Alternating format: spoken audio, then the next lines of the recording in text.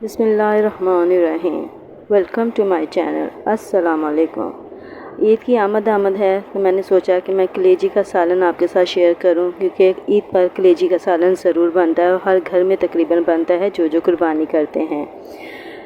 उसके लिए मैंने कलेजी ली है आधा किलो, और उसमें मैंने अदरक, लहसुन, टमाटर और प्याज शामिल करके और साथ में ही हल्दी, नमक और मिर्च डालकर मैंने गलने के लिए चढ़ा दी थी।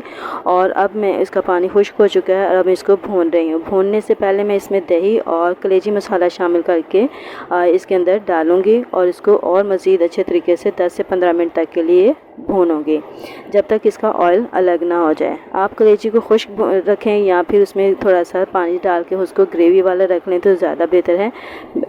वैसे मैंने आज जो है वो थोड़ा ग्रेवी वाला सालन रखा है। ये कलेजी जो है हर घर में बनती है। यकीनन आपको मेरी ये रेसिपी अच्छी लगेगी जो मैंने बनाई है, तो आप भी इसी तरीके से बनाइएगा। बहुत झटपट तैयार हो जाती है ये रेसिपी और इसको आप अपने घर वालों के साथ ज़रूर खाएं और मज़े लें।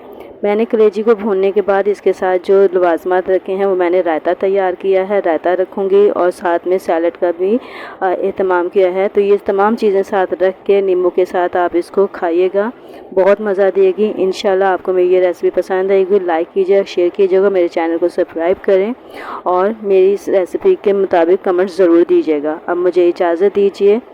खुदा हाफिज़।